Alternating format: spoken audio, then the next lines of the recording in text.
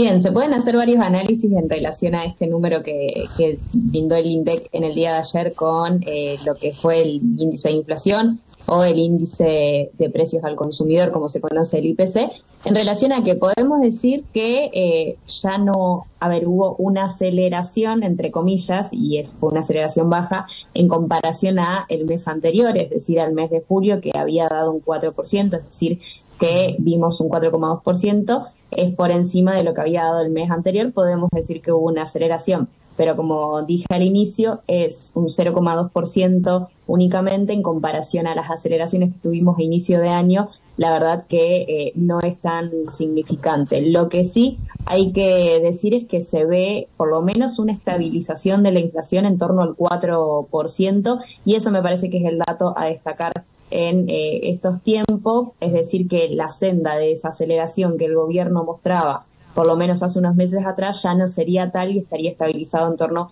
al 4%. También algo para decir de este dato de inflación es que por primera vez el sector que más incremento tuvo y que mayor incidencia, es decir, que más golpeó a este dato de inflación del mes de agosto fue el rubro de los servicios. Y acá algo para decir, antes estábamos acostumbrados a que lo que mayor incremento tenía eran los bienes transables, los bienes finales de consumo, principalmente también los bienes de alimento, de la canasta básica alimentaria, es decir, estábamos acostumbrados a ir al supermercado y ver ese incremento de precios a la diaria. ¿Qué fue lo que pasó ahora? Ese índice de precios de alimentos se estabilizó en torno a un 3%, ya venimos hace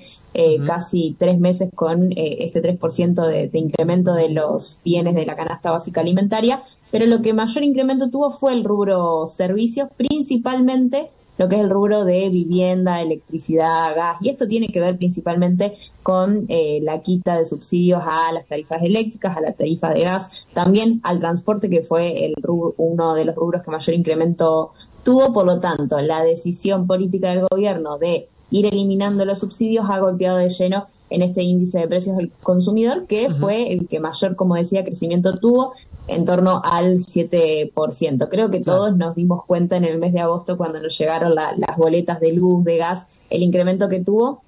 y claramente lo que eso significó en relación a nuestros ingresos, a nuestros salarios, que claramente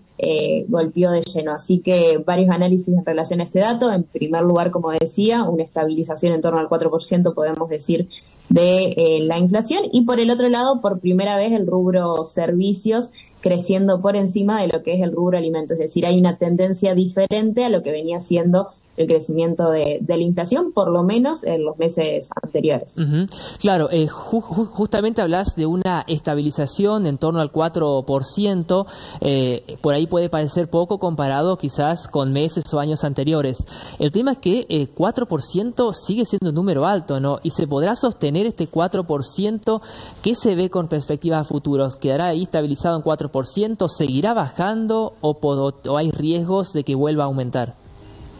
Ahí, como bien decís vos, este 4% no es que la inflación esté bajando, de que no tenemos incrementos de precios, sino que lo tenemos en una medida menor a lo que veníamos acostumbrados, y esto también, venimos mal acostumbrados a índices elevados de inflación, entonces un 4% parece un dato positivo, pero claramente los precios siguen creciendo en torno a este dato que ha dado el INDEC. Y un poco la pregunta es, bueno, ¿qué es lo que va a suceder de aquí en adelante? Porque también algo para visual, principalmente de algunos rubros de consumo, es que estos datos de inflación se van desarrollando, se vienen mostrando a partir de una caída del consumo, es decir, uno de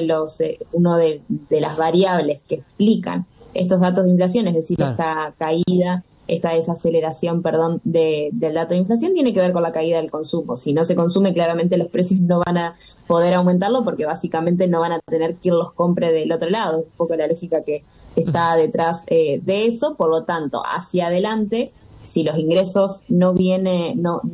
muestran un crecimiento, es decir, la contracara del consumo claramente es el ingreso, no crecen hacia fin de año, hay que ver en primer lugar si esta desaceleración se profundiza únicamente por una caída del consumo que se va a sostener, o si también es sostenible en el largo tiempo, porque algo que siempre remarcamos es que la inflación es es un fenómeno multicausal, es decir, que no es una única variable o no es un único indicador el que va a desequilibrar la inflación. A ver, el gobierno ha apostado por el equilibrio fiscal, ha apostado por también mantener la cuestión monetaria estabilizada, pero hacia fin de año, si no ingresan los dólares, si el tipo de cambio empieza a crecer, que es una de las variables que tiene controlada, y si los ingresos siguen cayendo, no sabemos si estos datos de estabilización de la inflación se pueden sostener o no. Claro. Y ahora justamente con respecto a los ingresos, ¿qué pasa con los salarios? Hay una frase muy conocida por todos que la inflación va por ascensor y los salarios por escaleras. En este momento, ¿van ambos por escaleras o todavía la inflación sigue yendo por ascensor y los salarios por escaleras? Bien, sí, creo que históricamente la Argentina va a hacer alusión a esa frase porque, como bien decís, por más de que se haya estabilizado en torno a un 4%, los salarios siguen perdiendo contra la inflación y además hay que tener en cuenta todo lo que se ha perdido durante el año. Estamos viendo paritarias que se están discutiendo y que están cerrando, y no es por la inflación de hoy, de estos meses, sino que es por la inflación de los meses de inicio de año, de enero, de febrero, que estaban en torno a un 20% y que ahí los salarios perdieron fuertemente contra la inflación. Por lo tanto, por más de que hay ciertos discursos que nos dicen que los salarios le vienen ganando a la inflación, porque las paritarias para tal vez los meses de julio, agosto, que están más cercanas o está más estabilizado el índice de precios al consumidor, se equiparan, hay que ver todo lo que perdimos los trabajadores desde inicio del año y también desde los años anteriores. Digo, esto no es una cuestión o un fenómeno de ahora, sino que claramente se viene consolidando esta pérdida de poder adquisitivo durante todos estos meses, que profundiza lo que decía también en el análisis de la caída del consumo. La caída del consumo viene a partir de esta pérdida de poder de adquisitivo que se profundiza con los meses, así que claramente los salarios siguen yendo por escalera y la inflación va por un ascensor, tal vez que un poco más lento claro, o menos rápido que el inicio de año, pero igualmente sigue subiendo. Por último, Rocío, ¿crees que este índice, el índice de precios al consumidor, mide realmente todo o más allá de creer? O sea, ¿mide realmente todo o hay cuestiones que no se miden y nos impactan a nosotros como consumidores? Sí, el índice de precios al consumidor tiene una metodología bastante exhaustiva, que algo también para decir, ya el INDEC presentó una forma de medición que va a cambiar durante este año. Eso no quiere decir de que el actual índice no esté midiendo correctamente, sino que algo que siempre remarcamos, los consumos de cada uno de nosotros han variado durante estas décadas. La metodología del índice de precios al consumidor es del año 2003 y nosotros pensamos el peso que tenía, por ejemplo, las facturas